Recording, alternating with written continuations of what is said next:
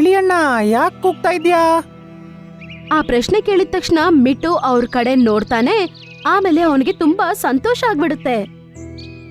ನಾನು ಯಾವ ಬಗ್ಗೆ ಕೂಗ್ತಾ ಇದ್ದೀನೋ ಆ ಸಮಸ್ಯೆನ ನೀವು ಸಾಲ್ವ್ ಮಾಡಬಹುದು. ನಾವೇನ್ ಮಾಡಕ್ ಸಾಧ್ಯ? ನಮ್ಮಿಂದ ಏನಾಗುತ್ತೆ?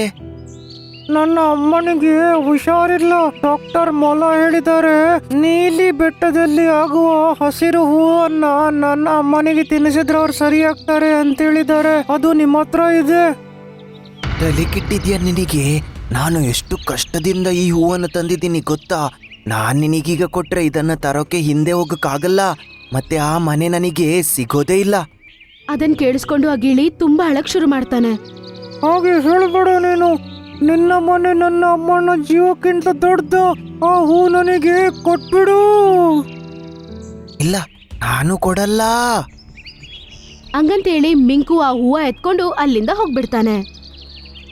ಮತ್ತೆ ಗಿಳಿ ಅವ್ರ ಅಮ್ಮನ್ಗೋಸ್ಕರ ಅಳ್ತಾ ಇರೋದನ್ನ ನೋಡಿ ಪಿಂಕುಗೆ ಪಾಪ ತುಂಬಾ ಬೇಜಾರಾಗತ್ತೆ. ಆಮೇಲೆ ಅಂತಾನೆ, ನೀನು ಈ ಹೂವನ್ನು ತಕೊಂಡೋಗೋಣ. ನಿನ್ನ ಅಮ್ಮನ ಜೀವಕ್ಕಿಂತ ಆ ಮನೆ ಏನು ದೊಡ್ಡದಲ್ಲ, ಗೊತ್ತಾಯ್ತಾ? ಅದನ್ ಕೇಳಿಸ್ಕೊಂಡು ಗಿಳಿ ತುಂಬಾ ಸಂತೋಷ ಪಡ್ತಾನೆ.